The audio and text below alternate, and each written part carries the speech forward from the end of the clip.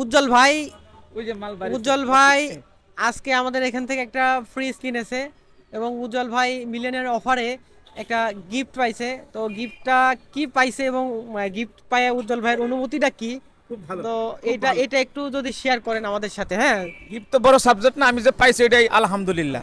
সেটা 2 টাকা হোক আর 1 টাকা হোক, গিফট তো গিফটেই। এজন্য আমি ওয়ালটনের পক্ষ থেকে অনেক মানে আন্তরিক ভালোবাসা।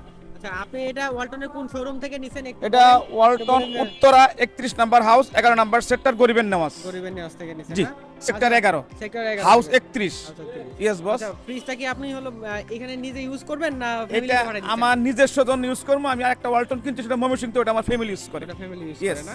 তাহলে তার মানে ভাইয়ের বাসায় দুইটা ওয়ালটনের ফ্রিজ। এবং একটা ওয়ালটনের জুস মেশিনও আছে। ওয়ালটনের ফ্যানও আমার বাসায় আছে, চার্জার ফ্যান। আমি সব ওয়ালটন গ্রাহক পছন্দ করি এবং আমি একদম ওয়ালটন গ্রাহক বললে চলে।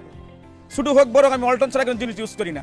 তো আপনার ইচ্ছা হলো যে দেশের টাকা দেশে রাখি, এটা হলো মেইন ওয়ালটন উদ্দেশ্য। প্লাজা আমি ওয়ালটন ইউজ প্লাজা। করি। জি, আমি যেখানে ওয়ালটনের পণ্য পছন্দ করি। অসংখ্য ধন্যবাদ উজ্জ্বল ভাইকে। উজ্জ্বল ভাই আসলে আমার খুব কাছের একজন মানুষ। ধন্যবাদ উজ্জ্বল ভাই। ওকে ভাইয়া, আসসালামু আলাইকুম। ওয়ালাইকুম আসসালাম।